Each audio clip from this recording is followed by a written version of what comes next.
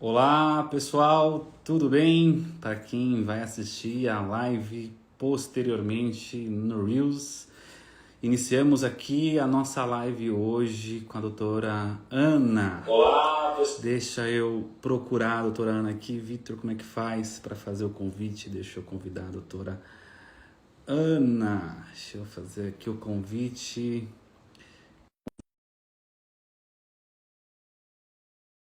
Guedes. Doutora Ana, já fiz o convite aqui para possamos iniciar a nossa live. Olá, doutora Ana, boa noite, tudo bem? Boa noite, doutor. Tudo jóia? Ótimo.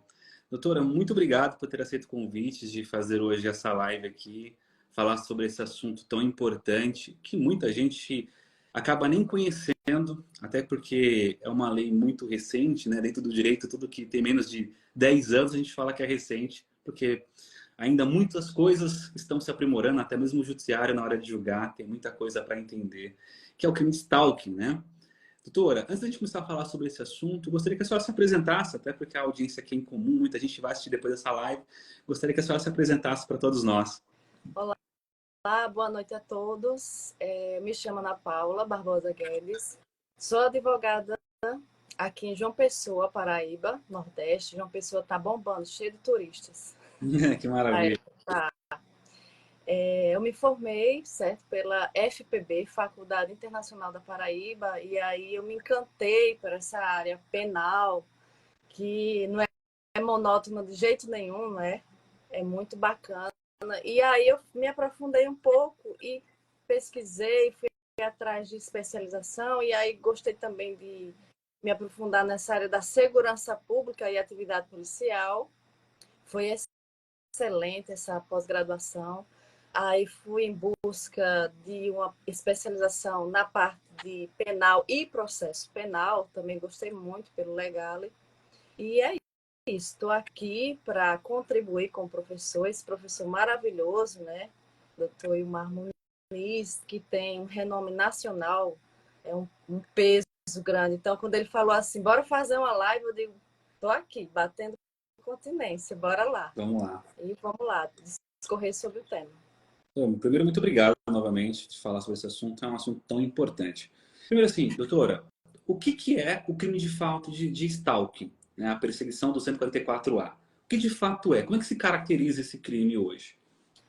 O crime de stalking, ele já vem tratado, né? Quando a gente vai buscar essa parte histórica, então a gente vai lá para os Estados Unidos, nos anos década de 90, o estado da Califórnia foi quem começou a cuidar mais dessa parte do stalking, que é justamente o crime de perseguição, perseguir de forma reiterada, né, uma pessoa, e não só de forma física, de forma virtual também. Então, tem várias formas de você perseguir uma pessoa.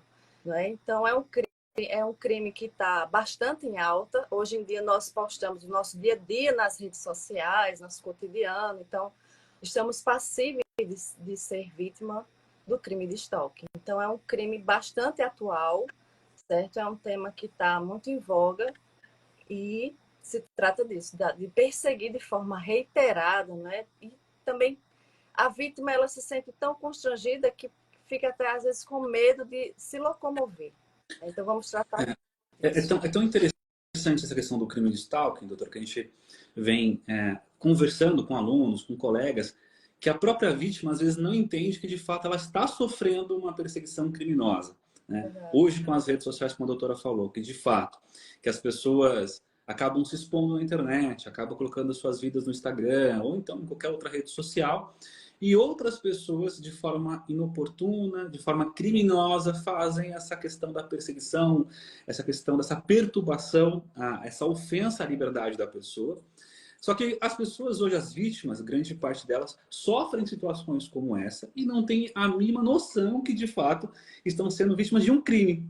Porque, de fato, por mais que nós estejamos falando de um crime que acontece com muita frequência, até mesmo porque as nossas redes sociais estão aí hoje aberta, mesmo quem não tem a rede social aberta acaba sendo perseguido de outro modo, pelo qual for, não tem esse entendimento. Então, assim, primeiro, Entendemos que de fato é um crime de perseguição. É você ser vítima, né? Alguém que por algum meio, seja meio da internet ou qualquer outro mecanismo, persiga, coloque em constrangimento, faça com que a vítima se sinta com receio de sair, com receio de postar uma foto, com receio de que faça o seu dia a dia como um todo.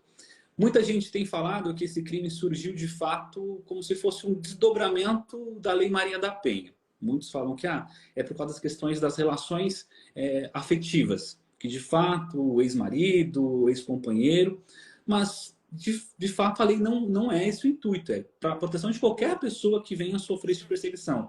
Seja de fato um relacionamento, né, que você tenha tido, ou até mesmo uma pessoa que você nem conhece na internet, como algumas pessoas têm a vida um pouco mais exposta, influencers, artistas, ou até mesmo qualquer pessoa da população que posta as fotos e tem aí alguém que fica ali importunando, dizendo, ameaçando, dizendo que vai encontrar, tentando mandar mensagens inoportunas. A vítima, como é que ela identifica de fato que ultrapassou, doutora, justamente a questão simplesmente de um fã da internet, vamos colocar assim, para realmente ser uma pessoa que já está cometendo o crime de stalking, né, a perseguição? Como é que a gente consegue ter essa sensibilidade para explicar para uma pessoa, por exemplo, que não é do direito, para ela entender de fato que ela está sendo vítima disso, porque ela possa procurar o judiciário como um todo? Então, o próprio Código Penal, né, ele coloca esse crime agora, assim, de uma forma bem incisiva, na parte da forma reiterada. Então, ao meu ver, eu concordo que é um crime habitual. Então, precisa de uma caracterização, de uma habitualidade. Então, estou tentando paquerar aquela pessoa ali, vou mandar umas coisas tal. Não necessariamente vai caracterizar o crime de stalking, né? Que deixe bem claro. Então, Uhum. isso tem que ser de uma forma reiterada, isso tem que ser com uma constância muito grande. Então, ela não é só uma coisa aqui, outra ali. Então, ela precisa dessa constância para caracterizar esse crime de stalking. Que é justamente isso, né? A gente não está falando de uma pessoa que está paquerando a outra na internet.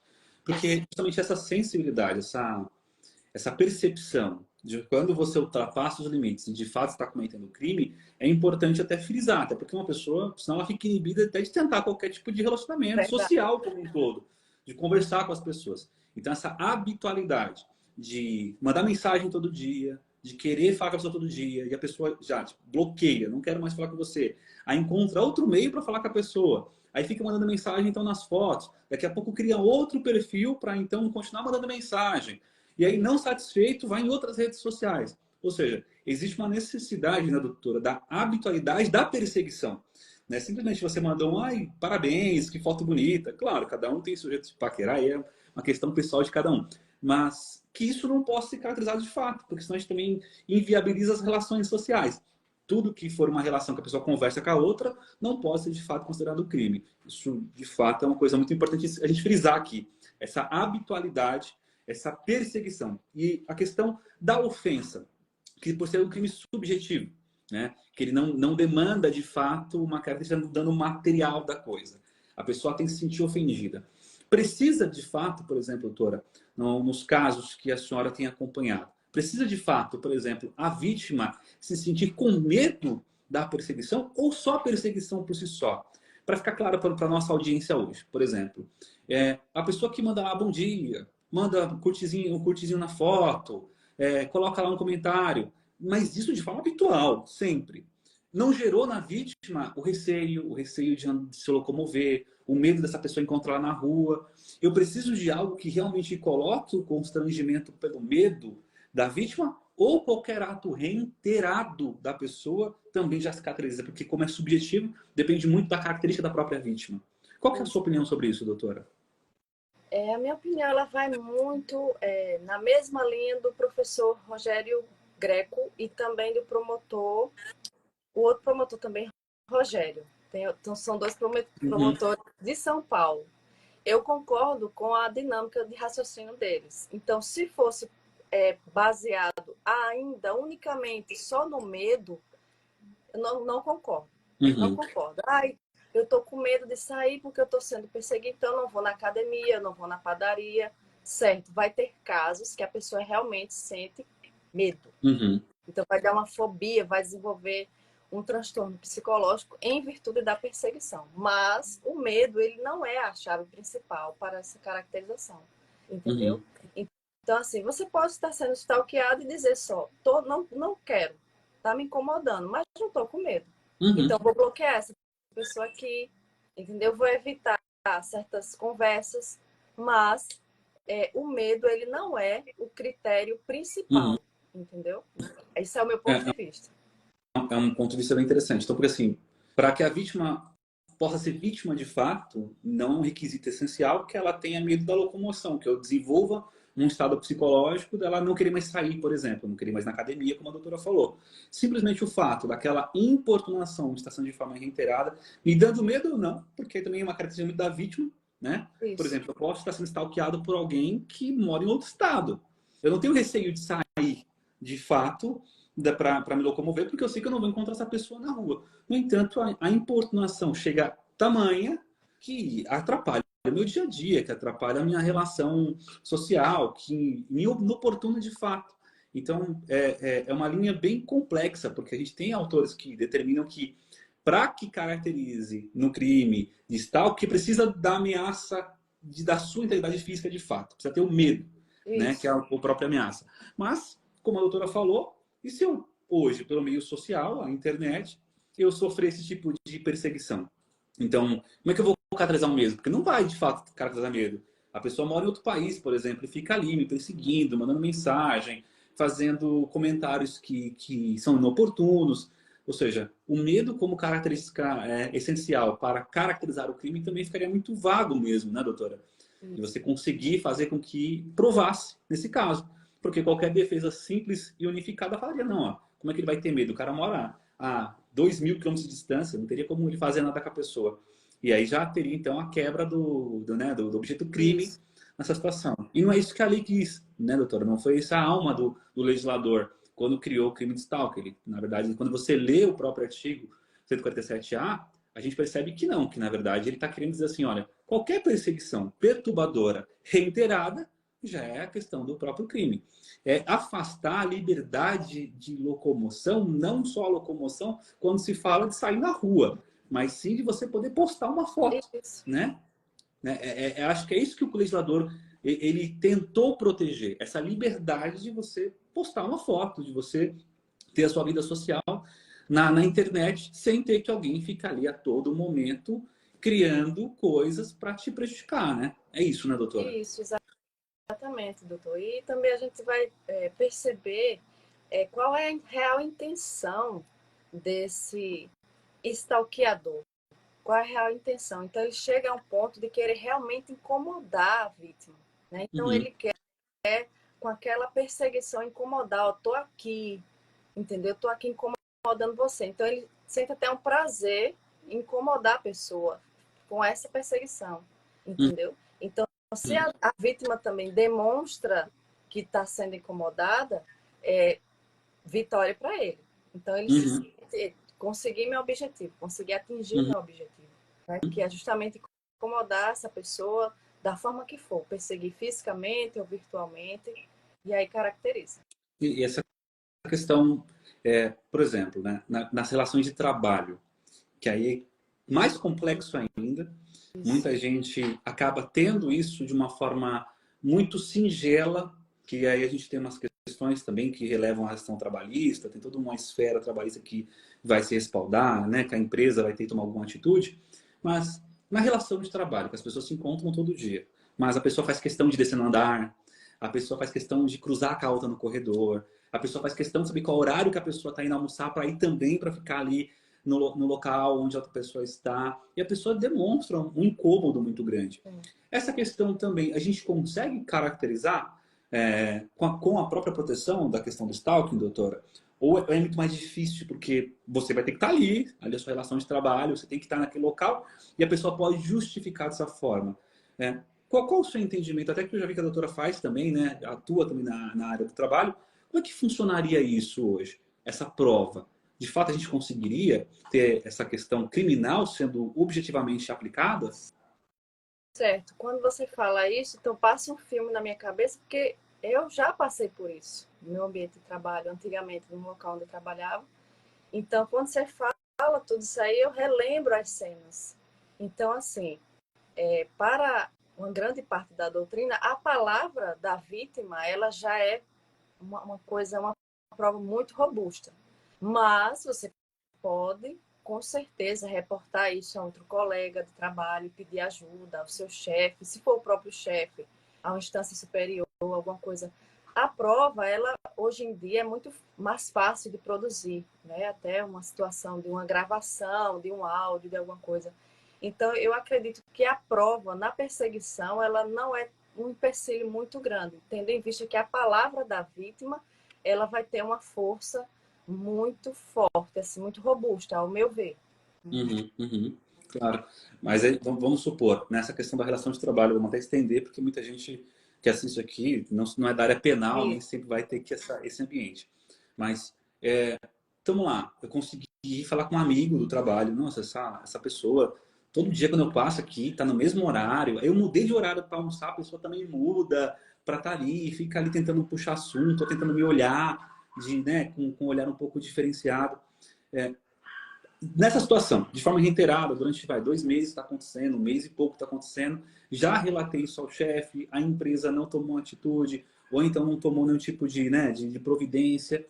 Isso vai se agravando, porque como a doutora falou, quem está fazendo a perseguição sente prazer nessa sensação de que a pessoa está cada vez mais constrangida com aquilo. Então ela vai, ela quer aquilo. E não só na relação afetiva, como a gente disse. Não é só que a pessoa quer ter alguma coisa com a outra. Às vezes está ali para poder intimidar mesmo, sabe? É uma concorrente ali na sua vaga, então vai ali para te intimidar, para colocar um receio em você. Então, onde você tá, ela tá. E o chefe não fez. A gente consegue estender essa caracterização por omissão de alguém? Ou seja, por exemplo, meu chefe sabe, ele está ciente, ele acaba vendo, inclusive, essa relação, mas ele é sádico. Ele gosta de ver o circo pegar fogo. Eu consigo responsabilizá-lo também, sem ser só na esfera trabalhista? Eu consigo também responsabilizar na criminal? Eu acredito que sim. Né? Eu acredito que sim. E partindo da premissa, para mim o direito é prazo e provas. Uhum. Se você conseguir testemunha, se você conseguir gravação, se você, a sua palavra ela já é bastante robusta, então vai conseguir sim. O delegado ele vai chamar essa pessoa para prestar esclarecimentos. Ela consegue sim, mas é aquilo. Então, o máximo que você pudesse resguardar de provas de alguém, olha, me ajuda.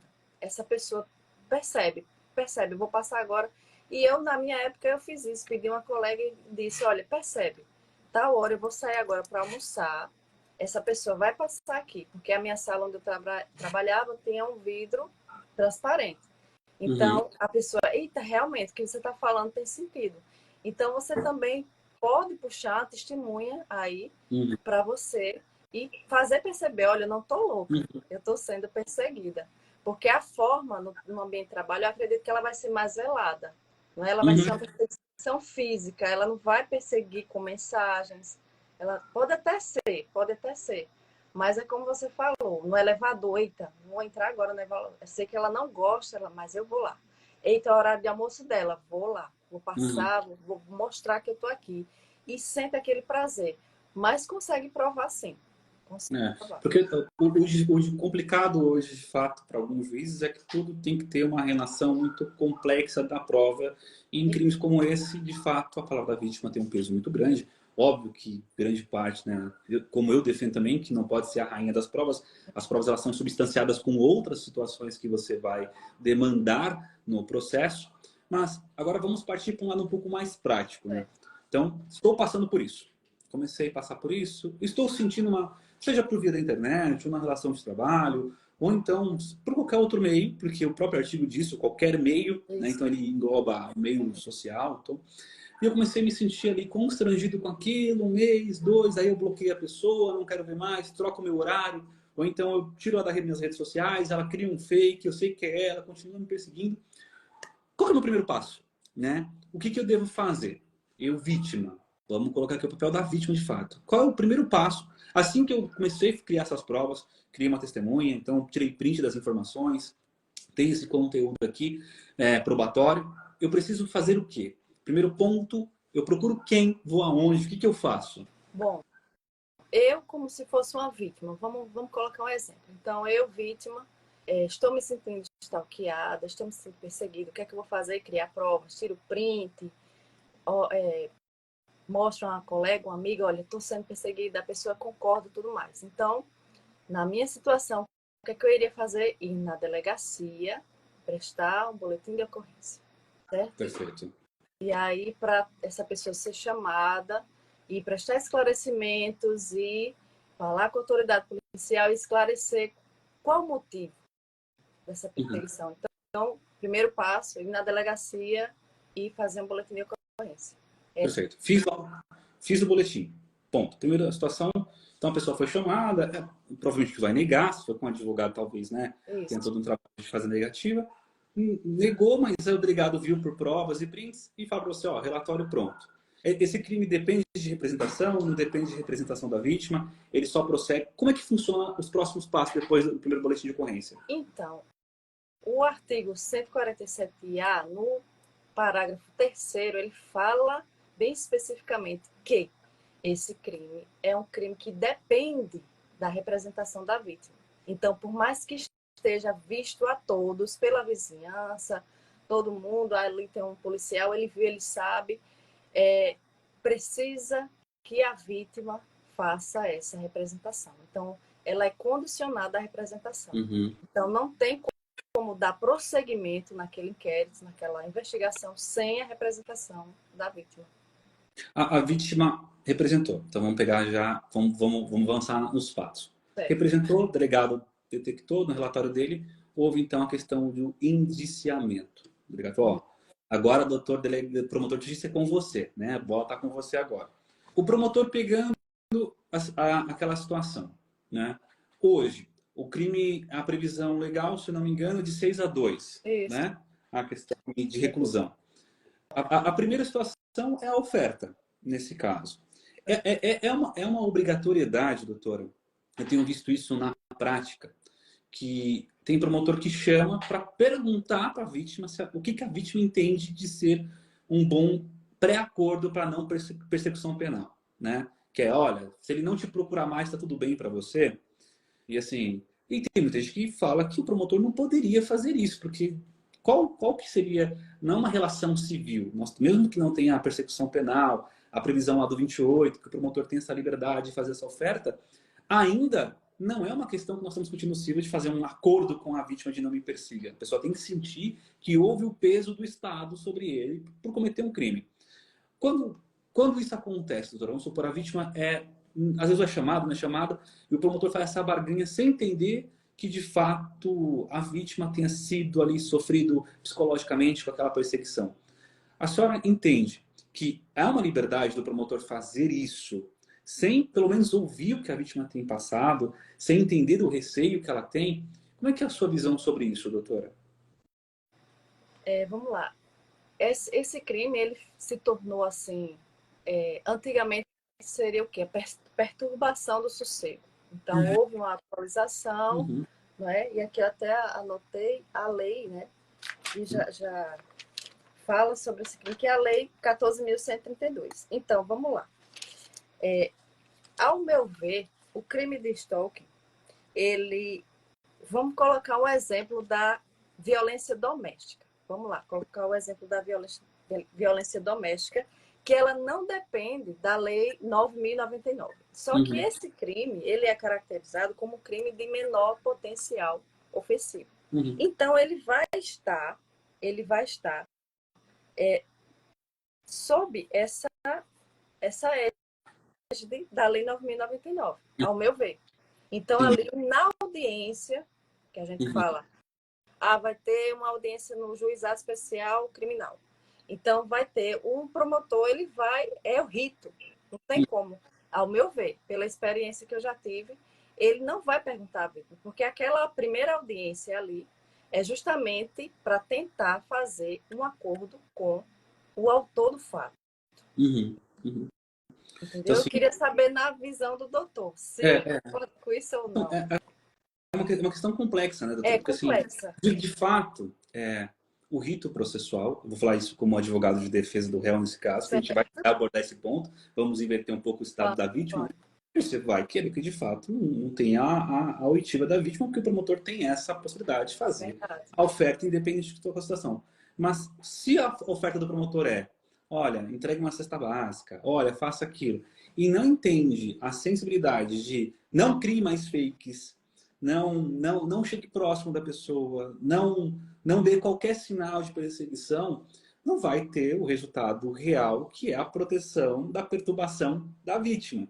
E é por isso que eu perguntei, porque eu já cheguei a situações de acompanhar casos, principalmente de auxiliar colegas advogados, né, que pedem nosso auxílio no escritório, da vítima falar, tá, o cara pagou a cesta básica, teve lá a instrução da punibilidade dele, porque a situação foi feita no juizado, só que o cara ainda continua passando de moto na minha rua, sabe? Ah, mas eu não posso transacionar durante os 5 anos. Só que a proteção da perturbação, eu acho que se você não tem, de fato, um promotor, uma promotora de justiça que faça a oferta de forma adequada para proteção, porque a oferta não é só não ter a perseguição em benefício do réu. A oferta como um todo é para proteger toda a sociedade também. Olha, réu, não faça mais isso, réu, não tenha mais essa atitude, para você não colocar em risco nenhuma situação. Só que o que eu vejo na prática é o promotor falar, ah, paga de cesta básica, ou paga lá a questão de um valor, e tá tudo certo. E qual que é o ensinamento de fato? Qual que é a funcionalidade desse acordo, que aí já não é esfera civil, é uma esfera criminal, qual que é o peso desse acordo para a consciência do réu não cometer mais esse ato. É isso que às vezes a gente fica nessa situação, tá, promotor? E eu vejo na prática, falo, doutor, mas ofertar isso aqui, não entendendo qual é a sensibilidade do problema, para mim não adiantou nada. O cara não entendeu por que ele está aqui. Né? O réu não entendeu que o ato dele é um ato que prejudica daquela forma, porque ele vai achar que não. Ele nunca. É engraçado nesse crime que o réu, né, nunca acha que ele fez nada. De fato. Não é uma questão só do réu comum, que fala, não fiz mentindo, né, não confessando. O réu do stalk, ele acha que não, mas eu estava só falando com a pessoa. Mas como assim eu cometi um crime, né? Como é que eu fiz isso? Eu acompanhei situações que o cara fala, ah, não, mas como assim eu cometi crime de stalking? Que situação? Só porque eu falava com ela no Facebook, só porque eu mandava mensagem todo dia para ela no Instagram. A pessoa não tem esse entendimento que a inversão de por que ela está cometendo aquilo. Ela tem o prazer que a pessoa fique constrangida, ela tem prazer de mostrar que ela está ali, mas ela não entende que isso é crime. Né? Então, por isso que talvez esse acordo hoje, nós precisaríamos de um MP, e claro, são exceções, tá? Nós estamos falando de vários outros promotores que têm toda a sensibilidade do que eu estou falando. Mas um ou outro que pega a situação e fala, ah, mas não, só paga aqui um negócio. Ah, mas vamos entender socialmente qual foi aquele crime, o que ele faz, aquela aventação. Agora vamos inverter, doutora, vamos entender, nós já entendemos que todo esse procedimento, o promotor vai fazer a oferta aceita ou não aceita, prossegue. Hoje, como advogado, vamos supor que a gente é procurado por alguém que está sendo processado, por alguém que está sendo intimado para acompanhar essa situação, né?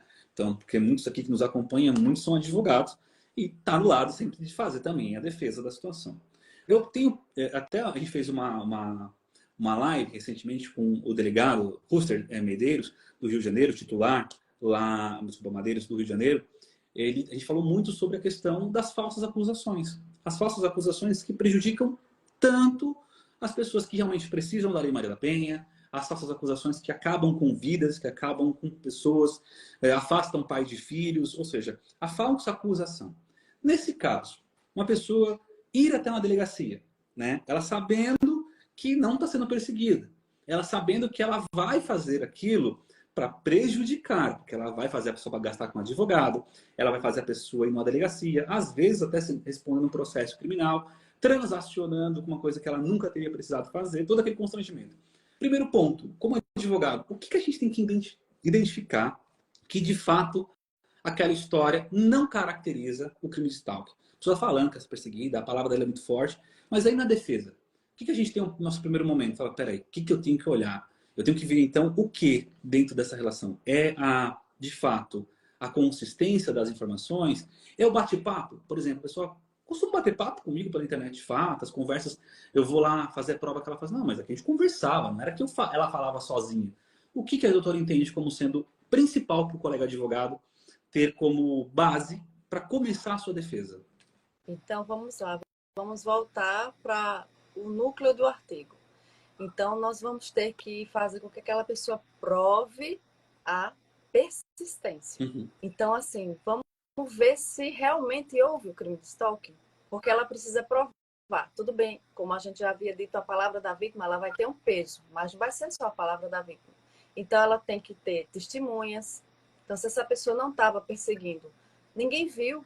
Ah, porque eu falei uma vez perdida, sim, mas aí não vai comprovar a habitualidade, a persistência. Só porque eu falei com você uma vez perdida, só porque eu dei uma paquerada com você no Instagram, não quer dizer que eu estava lhe perseguindo.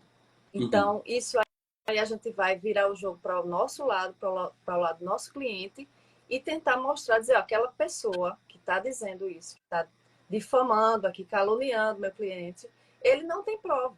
Então, ela não vai conseguir provar que meu cliente estava perseguindo aquela pessoa. Porque não houve persistência, não houve dolo, não houve intenção, entendeu? Que fique bem claro que o stalking, ele não pode ser, é culposo. Não, o stalking, ele é doloso. Então, tem que existir a intenção de praticar aquela perseguição. Então, eu vou tentar puxar para o lado do meu cliente e mostrar, não houve dolo nenhum, não houve intenção nenhuma do meu cliente perseguir aquela pessoa. Então, que ela prove o contrário. No Brasil nós temos um grande problema, colegas advogados aqui, muito obrigado à nossa audiência, que já estão passando aqui, falando, muito obrigado a todos. Sabe que, infelizmente, numa grande prática penal, o réu tem que provar que não fez, é a prova negativa, né? É uma coisa até maluca, quem tem que provar é o MP, quem faz prova é o Estado, mas, infelizmente, na prática, você tem que provar que não fez. Então, o passo mais importante para que a gente possa fazer uma defesa é, primeiro, você queria perseguir essa pessoa? Não, mas a mensagem foi uma boa noite. Às vezes uma paquera de um cara, né, ou de uma mulher, a gente está falando muito aqui como se fosse o homem, mas não é, porque todos os lados perseguem, de fato, né? Todo mundo pode sofrer essa perseguição, mas uma mensagem de boa noite, uma mensagem mais tranquila, uma vez esporádica ou outra, numa foto ou outra. O cara fala, mas espera aí, eu jamais tive a intenção de fazer com que aquela pessoa se sentisse perseguida. E aí, nas mensagens juntadas, né, na questão da documentação elaborada para fazer o inquérito, a gente tem que ter essa sensibilidade, né, doutora, de olhar e falar, pera, deixa eu ler o inquérito, deixa eu ver o que a pessoa entendeu ser a perseguição para ela estar fazendo de ocorrência. Às vezes, de fato, a pessoa fala, não, eu estou sendo perseguido, mas porque a menina curtiu a foto do rapaz 2 vezes, ou porque o rapaz curtiu, né, ou o companheiro curtiu 3, 4 vezes a foto ali, fez um comentário de boa noite, você está bonita, algo do gênero, a pessoa fala, já estou sendo perseguida. Calma, não é assim. É óbvio que você não está se sentindo feliz com aquele tipo de situação, você pode falar com a pessoa, você pode bloquear, mas aí você, como advogado do réu que está respondendo o inquérito, tendo que dar um depoimento, fala, peraí, não é isso que o legislador queria, né? Por mais que a gente esteja falando aqui da proteção da vítima, do seu psicológico, eu tenho que corroborar com todas as provas, olha, isso é uma perseguição. Todo dia, toda hora, constrangendo, a pessoa não consegue mais postar nada que a outra vem que encher o saco. Não foi isso que a gente considerou a situação. E se a gente conseguir, doutora, nesse meio tempo, olha, não é isso, e a gente conseguir entender que, por exemplo, é para prejudicar, como no fato, na relação de trabalho que nós havíamos falado um pouco no começo. Então, existe ali a prova que a pessoa não persegue. Eu passo no corredor, nem olho para ela. Eu não estou nem aí para ela, sei lá quem é essa pessoa, mas a gente sabe que a gente disputa a mesma vaga, né? Você tem uma vaga de chefia que está sendo disputada, e tendo essa situação, qual que é o procedimento? Eu tenho que, de fato, ir lá e falar assim, não, tá bom, eu não respondo, eu vou aqui fazer, vou conseguir arquivar a questão do inquérito, e eu posso catar esse procedimento, demonstrar que aquilo foi feito de forma, como se fosse uma armadilha, para ficar mais claro para quem está nos ouvindo, e usar a denunciação caluniosa, falar, olha, peraí, você vai responder por isso, cara, porque você... Não é assim que funciona, usar o Estado para tentar ter um benefício próprio. Qual que é a sua opinião sobre isso, doutora? Igual a sua. Igualzinha a sua. Então, vamos virar o jogo agora, tá? Então, você estava me processando por estar ali stalkeando. Agora, eu vou te processar por você estar me difamando. Você está me caluniando. Então, o jogo vira. Entendeu? Então, quem era vítima agora vai ser autor do fato. Sim, sim. A orientação que eu daria era essa. E alguns colegas ficam com medo, né? Engraçado isso. O colega advogado tem esse receio. Ah, mas só vou absolver, né? Ou então fazer com que o inquérito seja encerrado, arquivado, e tá bom. Mas espera aí. Se a pessoa teve a coragem de forma maldosa na delegacia, fazer um boletim de ocorrência, falar que está sofrendo a questão de um crime, sendo que a intenção dela, aí você como advogado tem que ter essa percepção, né? Você tem que ter esse cuidado de olhar o inquérito, de olhar a circunstância, conversar com as pessoas. É o que eu falei até na outra live com o delegado. Nós temos um problema com alguns colegas advogados que eles acham que função investigativa, pura e simples, é da polícia. Ou seja, ele não vai ouvir pessoas relacionadas, ele não faz requerimentos no inquérito, ele não acompanha o inquérito de forma mais assídua. Ou seja, ele deixa lá a critério do delegado fazer. E o delegado, com aquele monte de inquérito para cuidar, uma delegacia, correição, aquele mundaréu de informações, o cara, pô, vai passar aquilo às vezes por cima. Mas o advogado, ele, olhando, fala, peraí, isso aqui tá estranho. É isso que a gente fala, não, mas ó, essa pessoa tá disputando a mesma vaga que eu, já é a segunda vez que eu acho que ela tá tentando jogar sujo para tomar aquela vaga. Aí você ouve mais duas testemunhas. Aí você pega mais duas situações, ou seja, substanciou que existe o crime de denunciação caluniosa, e você está diante de um inquérito, o primeiro passo, também entendo como a doutora, é fazer o quê? Ó, eu já vou pedir fazer uma petição e fazer para fazer o desmembramento aqui e iniciar o inquérito de investigação da denunciação caluniosa. Ó, peraí, você fez um boletim de ocorrência, fez uma denunciação aqui, mas, de fato, quem está cometendo o crime é você que está usando o Estado para me prejudicar. Está usando o Estado para isso. Claramente, isso acontece, é difícil provar. Muitos colegas falam, mas como é que a gente prova? Prova com a sua capacidade, conhecimento de conseguir articular isso com o seu cliente. Óbvio que às vezes você não tem prova para aquilo, você vai conseguir no máximo, então, é que arquive o inquérito, ou então que a denúncia não prospere, de fato, né? Que faça isso. Agora, se você como advogado não tem a percepção de tomar essa atitude, o que acontece? Você prejudica um monte de gente. Você prejudica pessoas que realmente são stalkeadas, que precisam, e as denunciações caluniosas enfraquecem isso. Você prejudica o seu cliente que não tem ali um respaldo seu, profissional, para fazer acontecer. E eu acho que isso é importante, o colega advogado está sempre parado para isso. E também com que outras pessoas se inibam de ir até a delegacia fazer boletim falso. Porque fala, fulano foi lá, fulano fez e fulano se ferrou. Você vai fazer, você vai se ferrar também. Então não adianta você ir lá mentir. Porque isso é uma proteção geral. Né? Isso é uma proteção para o seu cliente, para o Estado, uma proteção para as próximas vítimas.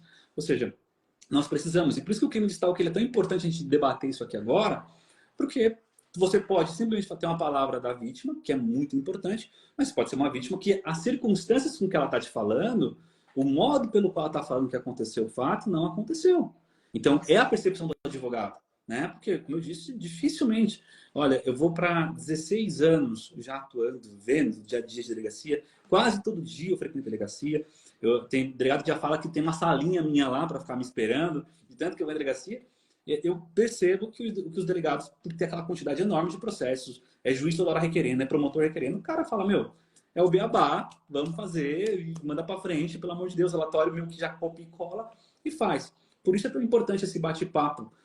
Com o conhecimento da doutora, de falar, olha, precisa da perseguição, precisa de ter ali isso de fato acontecendo. Mas, olha, se não tiver, vamos inverter o jogo. Como é que a gente inverte o jogo? Né? Tendo essa situação. Uma coisa importante também, doutora, que aí voltando para o lado da vítima. Isso. Foi perseguido, de fato, está lá, aprovada a pessoa, fez o acordo com o MP, questão criminal não posso influenciar, o MP que decide, está lá no 129, é questão do promotor de justiça, mas é impossível. Eu consigo, impossível, uma indenizatória com isso, por exemplo? Sim, eu acredito que consegue. Ao meu ver, para o meu cliente, eu lutarei para que ele consiga uma boa indenização. Não apenas com fins lucrativos, mas também pedagógicos, para ele aprender a não fazer isso com outra pessoa. Então, é possível sim conseguir uma indenização na esfera civil. E é interessante, né? A gente, por exemplo, está na esfera criminal. Houve o acordo do MP, que aí tem a questão lá do 65, que você não pode utilizar a decisão de acordo para fins de ter a indenização do próprio penal. Mas a gente pode, possível. Então, se hoje, qualquer pessoa que esteja sofrendo com essa relação criminal, sofrendo por isso. A doutora já explicou que o primeiro passo de delegacia, nada de fazer nada com vias próprias, né? E tomar satisfações, que isso vai até prejudicar. Então, o primeiro passo da delegacia, a delegacia fez o inquérito, ok, resguardou, está lá o crime acontecendo. Então, Preciso de um advogado, defensoria, não sei como funciona no estado da Paraíba, de uma pessoa, mas aqui em São Paulo, hoje, a defensoria não consegue abarcar tudo, a defensoria não consegue, não tem defensor público para tudo isso, né? Para tantas demandas, são centenas de milhares de pessoas precisando de defensoria, então a defensoria não suporta. Então a OAB tem um convênio com a defensoria para poder fazer ações que não são permitidas. Mas precisa, de fato, de um advogado, até para quem está assistindo a gente aqui que não é da área do direito, precisa de um advogado, não precisa, posso ir direto no juizado, como é que funcionaria isso? Qual que é o seu entendimento, doutora? Só voltando um pouquinho, justificando por que na esfera civil caberia uma indenização. Porque a depender do que essa pessoa está dizendo de mim por aí, a perseguição de me difamar. Por exemplo, eu sou um arquiteto, então essa pessoa está me difamando, está me perseguindo e dizendo nas redes sociais, mas é fraco, não entrega os trabalhos, isso então. Então ela está denegrindo a minha imagem, ela está me prejudicando profissionalmente. Então, por isso também ela vai ter que responder para ela me pagar indenização.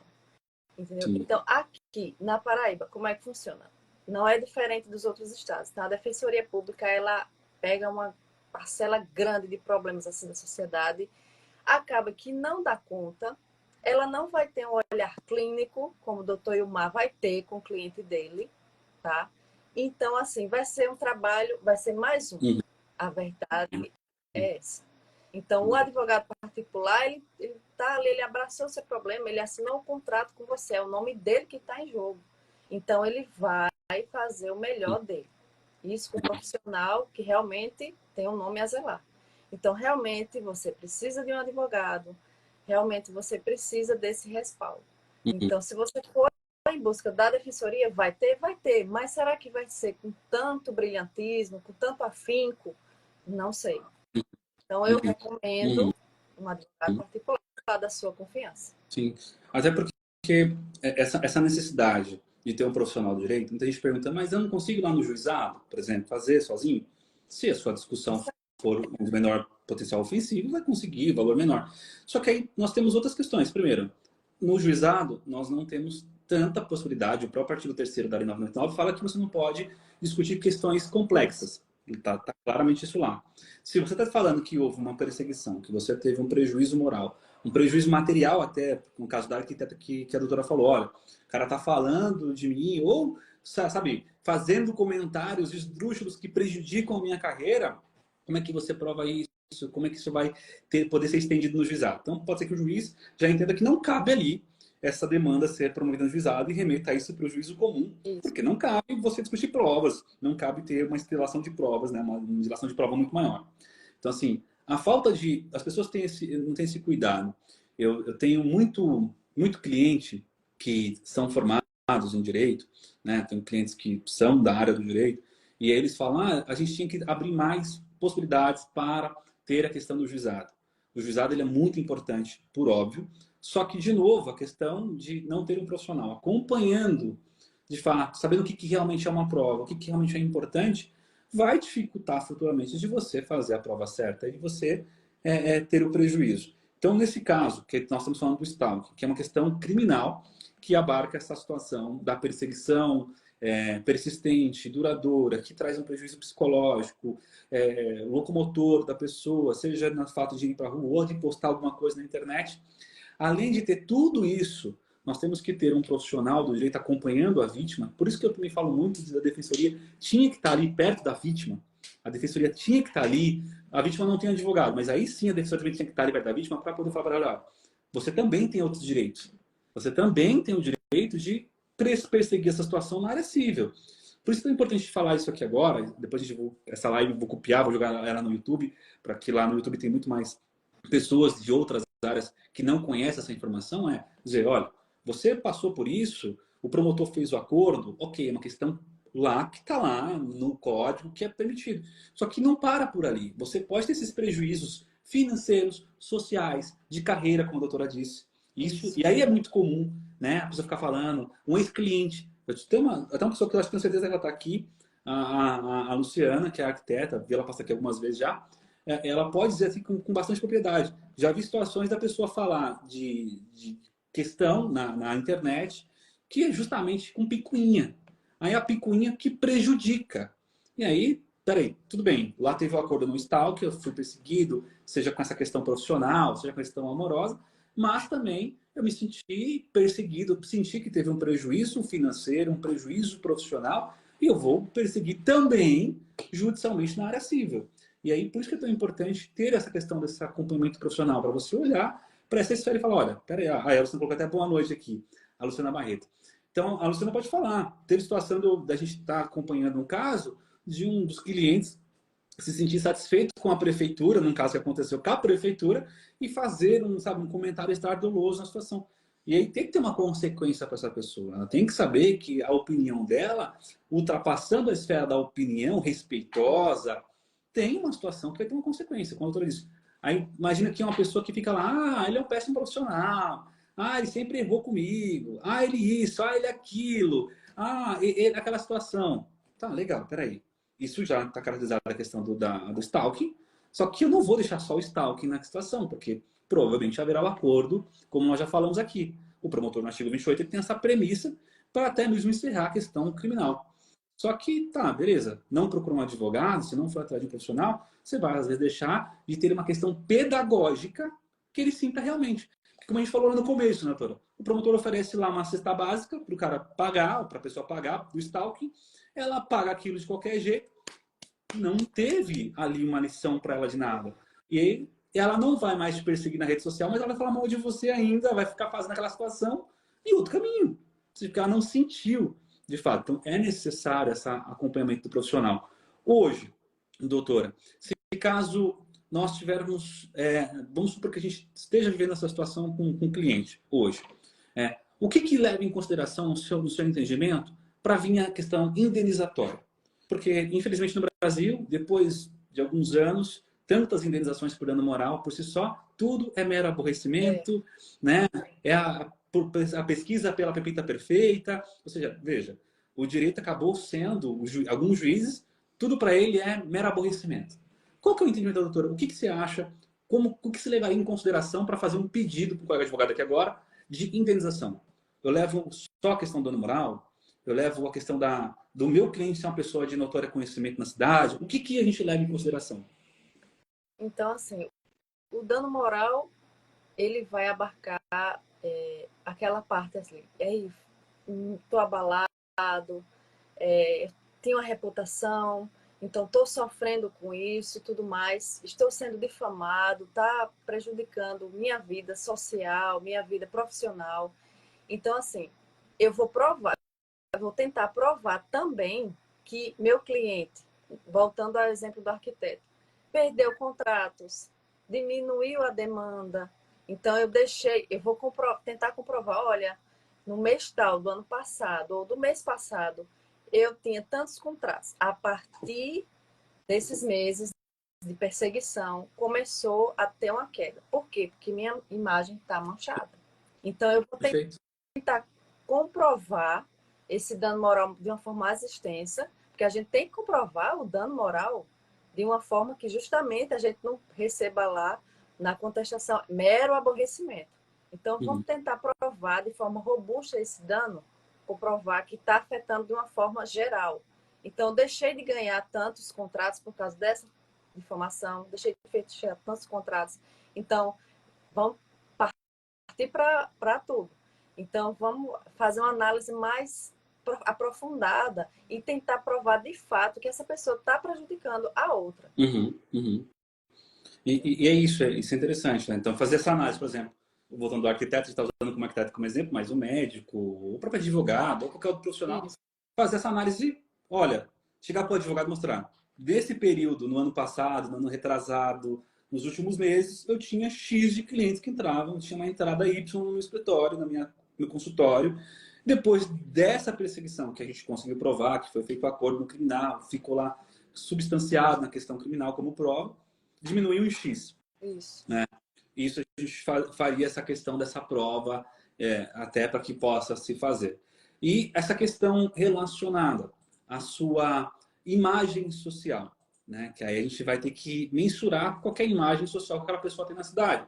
Então, a proporção. Então, vamos, por exemplo, no meu caso, eu tenho uma proporção em algumas cidades, que eu atuo, até porque fiz algumas coisas, eu tenho uma proporção na minha cabeça, porque aí é uma questão pessoal, né? Eu tenho uma proporção X. Na minha cidade, minha proporção não é tão grande, porque eu moro no estado de São Paulo, com 70 milhões de pessoas envolvidas aqui, eu sou uma mera formiguinha dentro dessa situação. Vamos pegar um profissional que naquela cidade tem 5 mil habitantes, 6 mil habitantes, ou seja, a repercussão dentro daquela cidade, daquele ato, tem uma esfera, né, absurdamente maior. O ataque que eu sofro na minha imagem, dentro de uma repercussão social, é uma, porque eu tenho a questão da internet. Mas se eu não tivesse, a gente estaria falando de pouquíssimas pessoas numa esfera muito pequena me conhecer. Mas isso levando em consideração o local, aonde foi feito aquilo, aonde a pessoa de fato está sofrendo aquela perseguição, aonde sofreu aquele dano, que aí eu acho, né, doutora, que tem que ser mensurado. Então, se a gente está pegando uma pessoa que ela é arquiteta numa cidade, ele é médico numa cidade que tem 6 mil habitantes, e aquela perseguição, falando na internet, lá naqueles grupos de Facebook, mal de você de um jeito, te perseguindo, falando, a repercussão é muito maior. Você conseguiu abalar, de fato, a vida social daquela pessoa de um jeito muito maior do que qualquer outro. Então, essa mensuração ela é importante, não é, doutora, da sua percepção? Sim, sim, você falou tudo aí. Então, uma cidade, por exemplo, a minha cidade, João Pessoa, ela é uma cidade relativamente pequena. Então, assim, todo mundo aqui se conhece. Uhum. Então, entendeu? Então, Uhum. se eu tiver meu nome manchado por alguém, por um perseguidor, nossa, para eu conseguir reconstruir novamente esse meu nome, que eu lutei tanto para construir. Então, assim, essa pessoa ela tem que pagar, ela tem que sofrer o peso de um processo, não só criminal, mas também civil. Com essa visão, né, do juizado, né?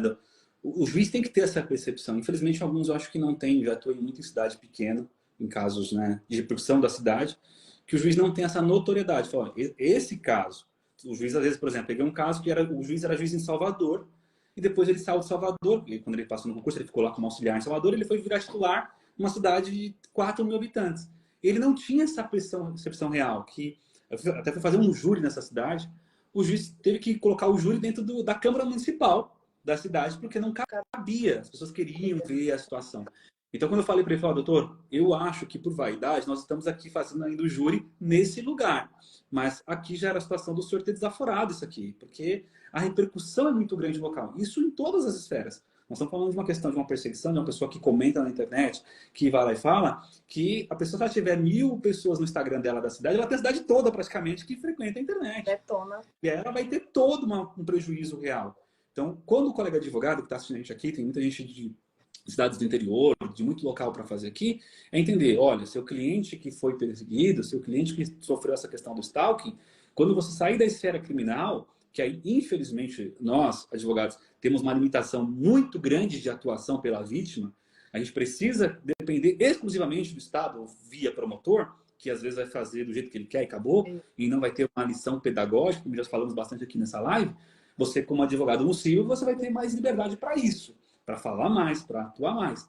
E nessa situação, é justamente demonstrar para o juízo, né, demonstrar que, olha, esse ato cometido de perseguição numa cidade com 1 milhão de habitantes é uma coisa. Esse ato de perseguição prejudicial à imagem acometido numa cidade com 7, 10 mil habitantes é totalmente diferente. Ou seja, a punição tem que ser proporcional, pedagogicamente falando. Porque o efeito social que aquela pessoa perseguida vai ter, como a doutora falou, vai levar anos, às vezes, para que ela possa recuperar a imagem. No meu caso, se alguém fala mal de mim aqui, assim, 2, 3 pessoas vão ter visto, sabe, vai passar em branco. E eu não posso alegar isso. Ah, mas a imagem em si. Mas se eu estou atuando numa cidade que eu sou advogado, que eu sou conhecido por 5 mil pessoas, vamos um exemplo, uma cidade que tem 300 advogados. Aqui nós estamos falando de cidades com quase, sei lá, 20, 30 mil advogados na região. Então, assim, vai manchar de um jeito muito complicado. Então, a proporção eu acho que é interessante. Como a doutora falou, vamos calcular o que eu perdi. Isso é muito importante. A dica para o colega advogado que está nos assistindo, né, a pessoa que vai em tratação, calcula aí, faz essa análise, de fato, quando você perdeu. Só que, além disso, demonstre que na sua cidade, aquele ato fez um prejuízo de anos para recuperar. E às vezes nem recupera, porque mesmo você provando que aquilo é mentira, você provando que aquilo vai ter que falar, será que é mentira mesmo? Será que aquilo realmente não era verdade? Onde tem fumaça tem fogo. Então, assim, as pessoas ficam nessa. Então, às vezes, é muito difícil a pessoa recuperar uma mentira, recuperar uma informação como essa. Então, como a doutora falou, achei perfeito, cirúrgico a situação. Olha, tem todo esse problema. A gente tem que ver, porque às vezes para recuperar a imagem de uma pessoa demora muito tempo. E aí a questão pedagógica, punitiva, tem que ser proporcional. Então não venha com mero aborrecimento, não venha com indenizações que nem eu vejo juiz colocar de R$ 300, que isso vai fazer cócegas e não vai ensinar nada. Então tenha a proporção, né? O binômio, necessidade, né? A situação para poder fazer, para que ele possa de fato. Doutora, a gente já está já chegando muito próximo já de chegar aqui a nossa 1 hora, que é a live cai. A senhora quer fazer alguma ponderação para que a nossa audiência saiba, tenha algum conhecimento a mais? Eu gostaria só de citar a situação, o caso de Ana Hickman. Eu não sei se você lembra que ela foi perseguida por um fã e assim, chegou às vias de fato, né? Então, o crime de stalking não é tão simples como a gente imagina. Então, o stalkeador ele pode ficar numa neura tão grande e chegar a complicar a vida de uma pessoa, de querer matar. Né? Então, era um fã que não era correspondido, ele mandava muitas mensagens e era aquela coisa sutil. E ele achava, poxa, eu não sou tão bem quisto como eu queria, não sou o queridinho dela, não estou sendo visto. Então, eu vou aprontar alguma coisa para poder eu ser visto, para poder eu ter a notoriedade. Então, ele chegou a tentar matá-la. Não conseguiu, por causa do cunhado dela, que tomou a frente e fez a legítima dela, no caso de terceiro, né, da Ana Hickman. Mas, assim, então tem que ter cuidado. É um crime bem peculiar e vamos ter cuidado também com as nossas publicações nas redes sociais. Ah, tô ali tomando uma vacina, agora eu vou malhar, agora isso. Então vamos ter cuidado para não chamar stalking para a nossa vida. Né? A rede social, ela é uma vitrine muito complicada, né, doutora? Eu estava falando ainda hoje, numa conversa que eu tive, justamente sobre isso. O quanto as pessoas estão ficando adoecidas com a rede social. Até agora, eu acabo não assistindo aqui no tempo, né? Não é uma questão que eu gosto de assistir, mas muita gente falando dessa moça que foi pro reality show agora na Globo e estava demonstradamente com problemas psicológicos. Ela é uma TikToker famosa e tudo mais. A rede social tem esse problema, né? Então ela atrai pessoas também com esse perfil doentio, que vão te stalkear, que vão às vezes olhar para você e ficar. Então tomar esse cuidado, o que a doutora está falando é importantíssimo. Até com nossos filhos, né? Os adolescentes, cuidado com o que eles postam, porque ele pode atrair esse tipo de gente também que fica ali, até o outro, o próprio adolescente, com raiva e fica fazendo as coisas. Então, lembrando que a rede social e a internet não é terra de ninguém, como todo mundo acha. Tem sim como ter punição. Existe punição real para tudo que se faz na internet. Basta realmente ter investigações para isso, que de fato aconteça. Inclusive, até passou uma pessoa aqui hoje que sofreu muito isso, que virou um inquérito criminal, que a pessoa criava fake para prejudicar essa pessoa e prejudicar a família dessa pessoa. Então, ela passou aqui, é um cliente meu, né, de outras coisas, e foi um cliente meu nessa situação. A gente acompanhou esse inquérito para investigar essas questões. Você que cria fake para ficar ali falando, para ficar ali apurrinhando as pessoas, cuidado. O fake ele é facilmente descoberto se você faz, né? Você não é um gênio da computação, como alguns casos. Nesse caso, infelizmente, nós vivenciamos a pessoa que criou o fake, ela sabia criar de uma forma que disfarçava, caía no computador de uma empresa e ia para os Estados Unidos, ou seja, era alguém que realmente conhecia de internet. Mas a grande maioria não conhece desse jeito. Se você cria fake para stalkear seu ex-namorado ou sua ex-namorada, ou uma pessoa que você não gosta, existe, como a doutora falou, esse novo crime de perseguição, que não é tão novo, de 2021 a lei, né?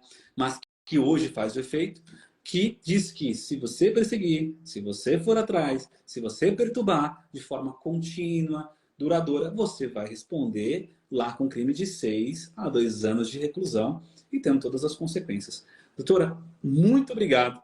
Muito obrigado mesmo por ter aceitado, por ter falado aqui com a gente esse período. Espero que as pessoas que assistam agora ou assistam depois tenham gostado. Se tiver alguma dúvida, doutora, acredito que vai estar à disposição para tirar das pessoas, dos colegas advogados. Sempre tem depois um colega que pergunta alguma coisa, uma ideia que tem sobre o assunto. Então, eu estarei à disposição, a doutora acredita também que vai estar à disposição disso. Fica o convite, quando vir a São Paulo, será o maior prazer recebê-la, vir ao nosso escritório. Todos os outros colegas que estão assistindo aqui também, será sempre um grande prazer receber os colegas advogados. Também, quando vier aqui, vai se encantar. João Pessoa é linda, venha para cá. Tenho certeza, adoro, adoro. Morei muitos anos numa região do Nordeste, morei em Juazeiro da Bahia, né? Morei muitos anos, divisa com Petrolina. Assim, adoro, adoro, de fato, meu pai é de Juazeiro. Então, assim, fica o convite. Quando for, será um grande prazer conhecer a doutora. Muito obrigado por ter participado. A todos que participaram aqui da live de alguma forma, muito obrigado. Doutora, encerramos, mas com certeza teremos muitos mais temas para falar sobre esse assunto. Muito obrigado, doutora. Obrigada. Até mais, gente. Tchau, tchau. Tchau, tchau.